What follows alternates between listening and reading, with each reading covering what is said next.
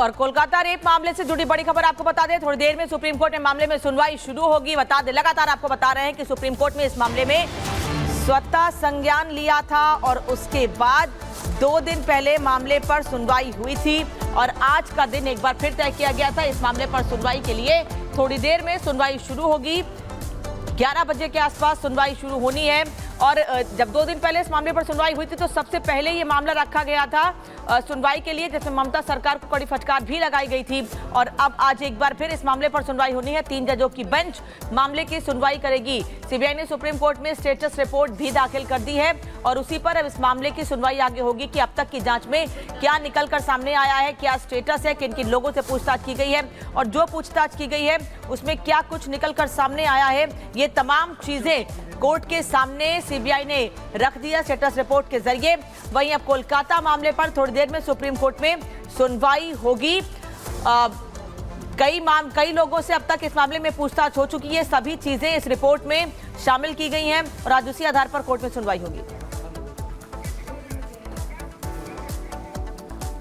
तो देखिए, थोड़ी देर में ही सुप्रीम कोर्ट में सुनवाई होगी, लेकिन अब सीबीआई जांच के 25 किरदार कौन से हैं ये आपको बताते हैं। किरदार नंबर 1 संजय रॉय, जो मुख्य आरोपी है, जिसको पकड़ा गया था सबसे पहले, आपको बताते हैं सीबीआई जांच का। किरदार नंबर 2 हम आपको बताते हैं संदीप घोष, जो पूर्व प्रिंसिपल है आरजेकर मेडिकल कॉलेज का, अभी तक क्लीन चिट नहीं दी गई है। वहीं किरदार नंबर 3 अब आपको बताएंगे लेडी डॉक्टर का शव देखने वाला वो पहला शख्स, किरदार नंबर 3 है।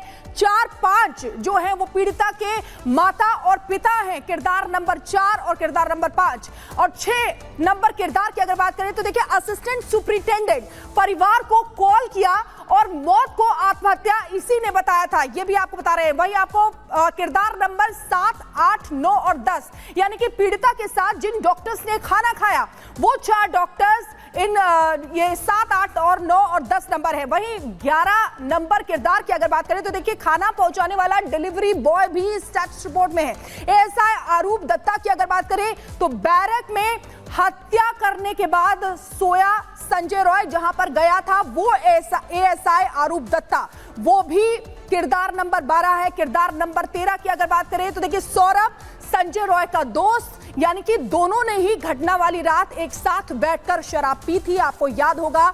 और किरदार नंबर 14, 15, 16, 17 वही 4 जूनियर डॉक्टर्स पीड़िता के जो बेहद करीबी रहे हैं वो हैं किरदार नंबर 14, 15, 16 और 17। किरदार नंबर 18, 19, 20, 21, 22 यानी कि पोस्टमार्टम करने वाले 5 डॉक्टर्स भी सीबीआई जांच के किरदारों में आते हैं। किरदार नंबर 23 की अगर बात करें तो बुलबुल, जो अस्पताल की बड़ी अधिकारी है, ये भी इसमें आती है। किरदार नंबर 24 चेस्ट विभाग के अधिकारी हैं, किरदार नंबर 24। और किरदार नंबर 25 की अगर बात करें तो अस्पताल का जो ग्राउंड स्टाफ है वो किरदार नंबर 25 है।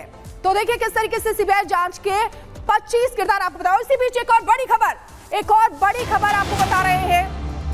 सीबीआई दफ्तर पहुंचे हैं पूर्व प्रिंसिपल संदीप घोष, जिससे बात हो रही है और जिसके ऊपर कई आरोप लगाए जा रहे हैं। संदीप घोष जिनसे लगातार कई दिन से पूछताछ चल रही है और माना जा रहा है कि अहम और बड़े खुलासे इससे पूछताछ में हो सकते हैं। पूर्व प्रिंसिपल संदीप घोष।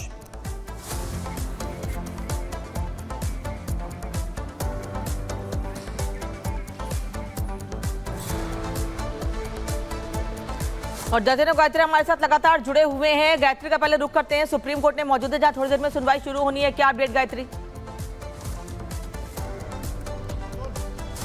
बिल्कुल, देखिए बस थोड़ी देर का वक्त है अनामिका जब इस पूरे मामले को लेकर सुनवाई होगी, लेकिन अपने दर्शकों को बड़ा अपडेट ये दे दें कि जो सीलबंद लिफाफे में रिपोर्ट है, चाहे राज्य सरकार की तरफ से हो या फिर सीबीआई की तरफ से, सीलबंद लिफाफे में जो रिपोर्ट है वो सुप्रीम कोर्ट में दाखिल कर दी गई है और अब से थोड़ी देर बाद जो सुनवाई है वो शुरू होगी। और ये बताना होगा सीबीआई को कि जिन 25 किरदारों का आप लगातार स्टूडियो में जिक्र कर रहे हैं उनमें सबसे मुख्य आरोपी है, उससे लगातार पूछताछ की जा रही है। और जो बड़ा अपडेट कोलकाता से भी जतिन हमको बता रहे थे कि जो संदीप घोष है उससे 6 दिन में 78 घंटे तक लगातार पूछताछ की गई है और एक बार फिर वो पूछताछ के लिए पहुंच गए क्योंकि सीबीआई की तरफ से उनको क्लीन चिट नहीं दी गई है। आपको यह भी बता दें कि कोर्ट की तरफ से कई टिप्पणियां की गई थी। कोर्ट की तरफ से कहा गया था कि ये जो क्रूरता भरा यौन उत्पीड़न का मामला है, इसने अंतरात्मा को झकझोर दिया है। कोर्ट ने डॉक्टर की सुरक्षा को लेकर भी सवाल खड़े किए और सबसे बड़ी बात यह है कि कोर्ट की तरफ से डॉक्टरों की सुरक्षा को लेकर जो सवाल किए गए थे उसको लेकर बाकायदा नेशनल टास्क फोर्स का भी गठन किया गया और कोर्ट की तरफ से यह भी कहा गया था कि क्योंकि आम लोग जो है वो विरोध प्रदर्शन के चलते खासे परेशान हैं, अब डॉक्टरों को इस पूरे विरोध प्रदर्शन को खत्म कर देना चाहिए। उसको लेकर क्या स्टेटस है वो भी आज कोर्ट की तरफ से देखा जाएगा। इसके अलावा सीबीआई की तरफ से जो रिपोर्ट दाखिल की गई जिसमें 25 किरदारों का इर्द गिर्द वो पूरी जो रिपोर्ट है वो घूमेगी और साथ ही ये सीबीआई कोर्ट के सामने रखेगी कि आखिरकार उसकी जो जांच है वो कहां तक पहुंची और आने वाले वक्त में और किन किन एंगल पर सीबीआई को जांच करनी है। बंगाल पुलिस की तरफ से कितना सहयोग किया गया, आपको याद होगा कि बंगाल पुलिस को लेकर कई सवाल कोर्ट की तरफ से भी खड़े किए गए थे। चिंता जाहिर की गई थी कि आखिरकार कैसे जब 14 अगस्त को सीबीआई को इस पूरे मामले की जो जांच थी वो हाई कोर्ट ने सौंपी तो अस्पताल में बिल्कुल गायत्री, बहुत महत्वपूर्ण जानकारी आप दे रही हैं। 3 जजों की जो बेंच है सर्वोच्च अदालत में सुनवाई करेगी, लेकिन जतिन आपके पास आते हुए 25 किरदारों के इर्द गिर्द पूरी जांच अब घूम रही है। उन किरदारों के बारे में हमने आपको बताया, लेकिन साथ ही हम ये जानना चाहेंगे कि संदीप घोष को लेकर ये माना जा रहा है कि अभी भी ठीक से जवाब नहीं दे रहा है। आज उस पूछताछ का 7वां दिन है।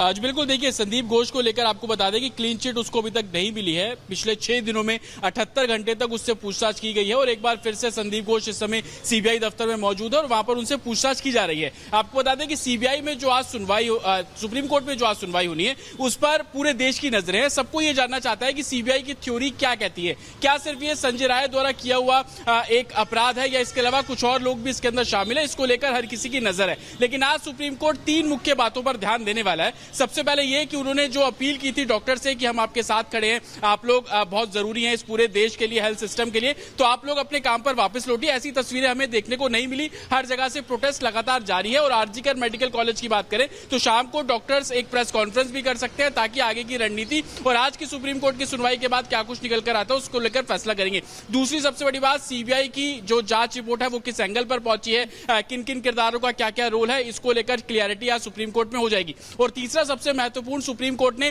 पश्चिम बंगाल की सरकार को फटकार लगाई थी, कोलकाता पुलिस को फटकार लगाई थी, एडमिनिस्ट्रेशन को फटकार लगाई थी कि आप लोग विफल रहे, इतना बड़ा इंसिडेंट हो गया, 14-15 तारीख की रात को अस्पताल के अंदर हमला हो जाता है, आप लोग क्या कर रहे थे। तो पश्चिम बंगाल सरकार अपनी रिपोर्ट में क्या कुछ बोलेगी, इसको लेकर सुनवाई होगी। हालांकि पिछले 2 दिनों का जब आप पूरा एक तरीके से देखेंगे तो क्या कुछ कार्रवाई की गई, आप देखेंगे कल रात को आरजीकर मेडिकल कॉलेज के तकरीबन 4 ऐसे शीर्ष नेता था जिसमें प्रिंसिपल भी शामिल है, उन सभी को उनके पद से हटा दिया गया। अब प्रिंसिपल जो है वो मानक भट्टाचार्य बताए जा रहे हैं, उनको उसके पद पर तैनात किया गया। ये कार्रवाई पहले क्यों नहीं की गई, ये सुप्रीम कोर्ट बोल सकता है। साथ ही पुलिस प्रशासन में क्या कुछ हुआ, 3 पुलिस कर्मियों पर गाज गिरी, उनको सस्पेंड किया गया, जिसमें इंस्पेक्टर बताए जा रहे हैं, 2 जो एक तरीके से एडिशनल जो ऑफिसर्स हैं वो बताए जा रहे हैं, इन दोनों पर भी जो है वो गाज गिरी है। तो प्रशासन ने अपनी कार्रवाई की और संभवतः इन्हीं कार्रवाई को लेकर आज सुप्रीम कोर्ट में जो पश्चिम बंगाल सरकार की तरफ से रिपोर्ट दी गई है उसमें इन्हीं सब बातों का जिक्र होगा। लेकिन कंसर्न क्या है, कंसर्न ये है कि इस पूरे इंसिडेंट में कितने लोग शामिल हैं,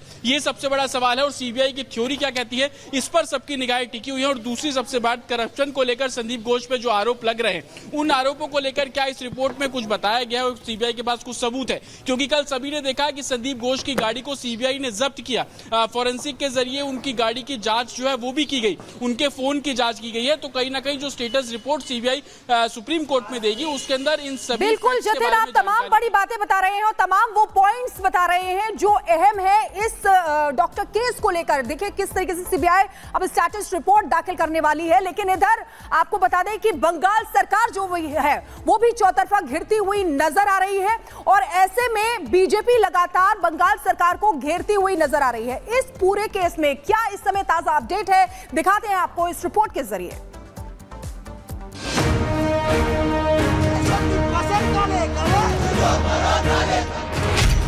रेप मर्डर मामले में एक्शन तेज।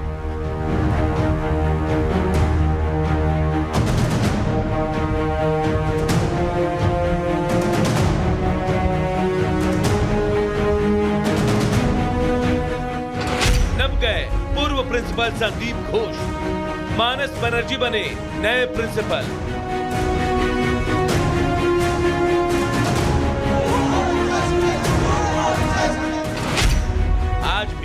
देश भर में विरोध प्रदर्शन।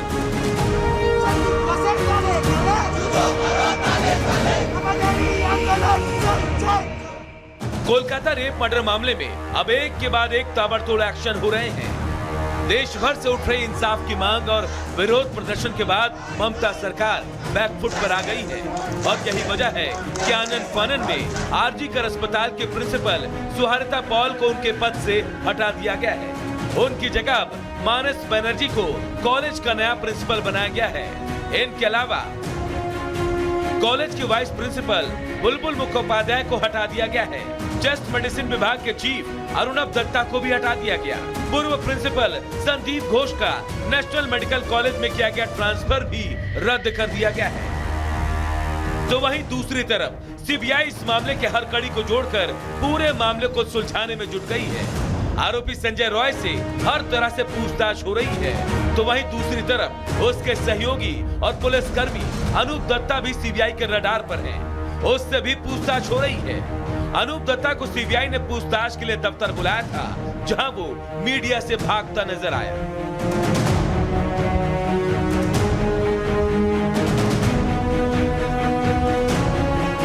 इन सब के बीच इस मामले को लेकर विरोध थमने का नाम नहीं ले रहा। देश के अलग अलग जगहों पर जहां डॉक्टर्स काम रोककर विरोध जता रहे हैं, तो वहीं राजनीतिक दलों के साथ साथ सरकारी कर्मचारी भी अब विरोध प्रदर्शन में शामिल हो गए हैं। आज इस मामले पर पीड़िता के लिए इंसाफ की मांग करते हुए प्रदेश बीजेपी स्वास्थ्य भवन का घेराव करने वाली है। तो वहीं राज्य सरकार के कर्मचारी इस घटना के विरोध में आज दोपहर 1:30 बजे स्वास्थ्य भवन और 9 महाकरण में विरोध मार्च निकालेंगे। तो वहीं शाम 5 बजे के आसपास न्याय की मांग को लेकर कोलकाता प्रेस क्लब में मोमबत्ती जलाकर विरोध प्रदर्शन किया जाएगा। इन सब के बीच इंडियन मेडिकल एसोसिएशन ने केंद्रीय स्वास्थ्य मंत्री जेपी नड्डा को खत लिखकर डॉक्टरों की सुरक्षा को लेकर आवश्यक कदम उठाने की मांग की है। डॉक्टरों ने मांग की है कि रेजिडेंट डॉक्टरों की सुरक्षा मानकों को बढ़ाया जाए और इस पर सकारात्मक पहल के लिए जेपी नड्डा का धन्यवाद भी किया गया है। इस मामले पर विपक्ष की चुप्पी भी सवालों के घेरे में है। राहुल गांधी का इस मामले पर गोलमोल जवाब देना अब उनको भारी पड़ रहा है। बीजेपी के फायर ब्रांड नेता और केंद्रीय मंत्री गिरिराज सिंह ने इस मामले पर जहां राहुल को निशाने पर लिया, तो वहीं ममता दीदी से इस्तीफे की मांग कर दी।